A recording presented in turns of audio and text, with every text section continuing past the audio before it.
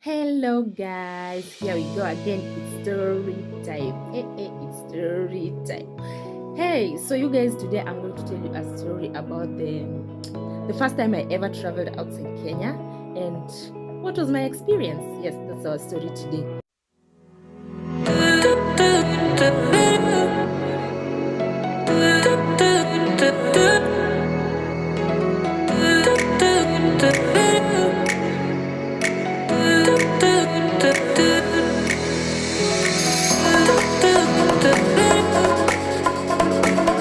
Do you guys think the reception you get in a particular country determines whether you're going to stay in that country for a longer period or how your stay in that country is going to be? It's my view. I honestly think so. I don't know about you guys. So it was when I actually made to this country. So guys, here's the story. I had done my arrangements, booked everything. Okay, everything was already perfect. So what actually was remaining was for me to travel. I had previously booked my flight. I booked my flight a day too, and I was sure I was gonna get on that flight and go to that country. So here comes the day when I'm supposed to be at the airport, and then guess what? I slept. I overslept. I arrived at the airport late because my flight was to leave by 5. I was at the airport by 4. And by that time they've finished checking in. There's nothing that can be done. So I'm here trying to beg this. There was a lady who was attending to me that day, basically.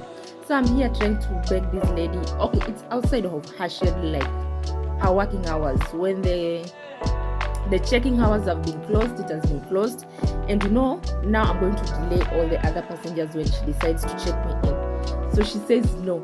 But I don't know, Africans, we just have this drama. When something is not going the way you want it, you must put in effort. So we try to convince her to check me in, but she refuses. Her colleagues try. But that woman basically had a mood. She was just so arrogant somehow, because if your colleagues are intervening and you are still adamant, like, no, this is my job, blah, blah, blah. There are some people that will not see heaven. Anyway, so I missed my flight for that day. And then guess what? I'm slapped with, now you need to do a 2-way ticket because you missed your flight. Imagine. That was a punishment for me. So I end up booking the 2-way tickets for the next day. I did not sleep, my dear. Who wants to miss their second flight when you've missed your first one? This is the first time you are moving outside your country. No, that wasn't me. So we went back to the house. I wasn't sleeping. I was pacing all over the room waiting for the next day to come. Where? Do you know the feeling that you get when you're coming from the village and you're going to Nairobi for the first time? That's the feeling. No sleep, guys. That was the feeling I had. So I prepare myself, and what was more funny? People had seen me moving out of the house, and they didn't know where I was going to. Maybe they thought I was going to the village or something, because anyone who asked me, I was telling them, I'm just reaching here, I'm coming back, because I don't know, again, Africans, when we are going somewhere, we don't like people knowing. Just put it under the water and everyone will realize once you're already gone. So now we are coming back to the house and everyone is looking at us like, you guys didn't go. The embarrassment. So fast forward to the next day. I did not sleep. By 11 p.m. I was at the airport and checking starts at 1. We were not saying, okay, where we had slept wasn't far from the airport, but by 11 p.m. I was there because I wasn't missing this flight. I wasn't doing that shit again. So we go, and by 1 p.m. the gates are opened and people are queuing to do their check-ins. I do my check-in. So this day I finally succeed and I fly out. Shock on me. I get to Istanbul because I was having a layover at Istanbul before I proceed to my last destination. Shock on me, guys. I've never been to an international airport, like a big airport like that one, and everyone is just minding their business. So I had to ask, my flight is supposed to leave at this time. This is the gate. Where's this gate? Because the gate wasn't even indicated on our tickets, and you have to check for your gates. So I asked these attendants where the gate is. They don't know English, they only speak Turkish. Who employs people who are not bilingual? People who only speak Turkish and cannot serve their English customers. Because now I'm stranded, I don't understand Turkish, I've never learned Turkish. How do I help myself? So because I'm a learned person, and because I can figure out things, and because there is Google, I decided to Google. So I end up Googling and I find my way out. Then the flight, it was a smooth flight, by the way. I did not tell you guys. I enjoyed the food at the airport. Where I ate. They were bringing snacks. I go with them. I actually tested everything because I wanted to know what they were, and I just have this urge of wanting to know what is new, like what new things are. So I tested basically everything, even those ones that I did not eat. I was being asked, do you need this? Yes. Do you need this? Yes. I ate everything. Yes, I ate everything. I wanted to know, except the olives. I ordered them and then who ate them? I left them there. I get to my destination. My first frustration was at the airport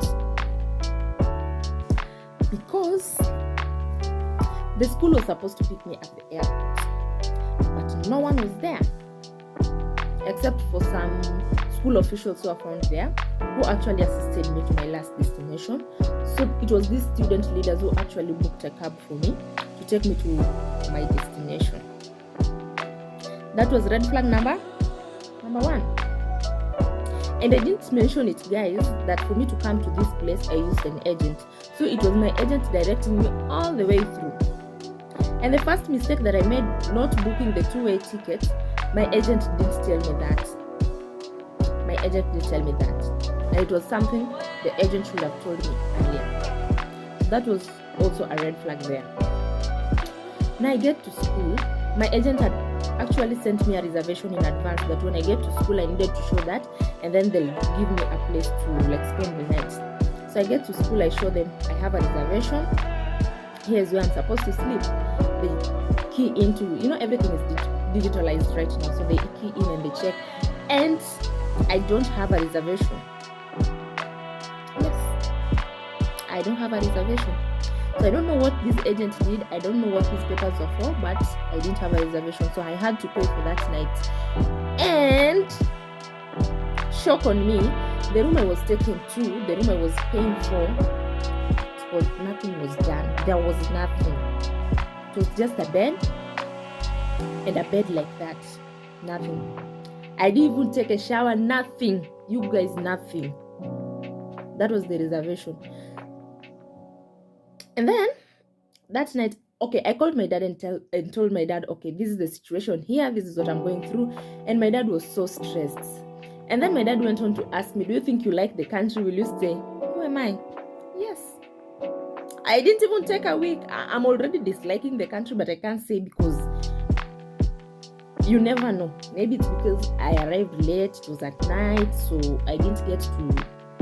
Yeah. And something I didn't mention, along the way while we were coming, let me not even mention it. That one is so embarrassing. So I finally find peace. I sleep. I did not actually sleep. I tossed in bed till the next day. I did not sleep, guys. Let me not lie. I did not sleep. So I tossed in bed till the next day. And then when I woke up, I now call my agent. I think I was up by 6. Then I pushed myself till 7. And I call my agent and I'm like, yo, I'm already up. You should come so that we start the registration process. And this guy has the audacity to tell me, you go on and do your registration. I'm a little bit far. I will catch you on. You did not come to pick me at the airport, which we agreed on. You did not send the school to come and pick me at the airport, as we had agreed. I find myself out through the mercy of student leaders. And now I'm calling you to come and help me with the registration, and you're telling me you're far away. I have to start the process by myself. agents, you people will not see the mercy of heaven. You must change. You are dealing with people's kids. It's not fair. You people should stop being heartless. So I find my way through school and to the registration office, so I start the process. Do you know this agent comes when I'm done with the registration process and I'm actually going to check this accommodation or reservation that he had made that didn't work through for me last night. Only to get there and he's telling the person in charge of reservation to take me to a specific place that actually would benefit his interests, because the much I pay, the more he gets, the more commission he gets. So now we play it cool, me and the person who is giving out accommodations, and he tells me, go with your agent, walk around, let him show you the different places, choose where you want to stay, and if you are not satisfied, come and tell me, I'll find you a reservation elsewhere. So this is how I get off my agent's hook and try interacting with other people. Yes. And before I forget, rewind behind there. When I had just arrived from the airport, I arrived to school and there were people checking my reservation. Those students did not even welcome me well. They were harassing me because they were like, where did you get these papers? Why is your reservation not there? But why do you have these papers? These papers are legit. They're from the school. How did you get them? I'm a new student. I don't know how things work here.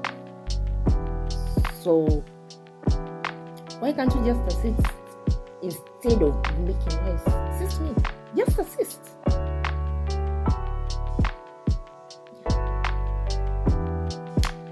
So anyway, I now cut ties with my agent and decide to focus on the other housing deal that I get. I moved to that place and I settled. And that was the beginning of me being in this country. But I think the reservation I got from day one has actually determined and is still determining my stay in this country. And I don't think I took it lightly, the reservation I got from day one. Yeah. So for me, I think it matters. And you can still tell me, because there are people who are saying, no, it doesn't matter as long as I go there. I don't care what they do to me as long as I'm in another country and I'm not in Kenya. Kudos. But for me, I think the reservation was poor. How I was welcomed here,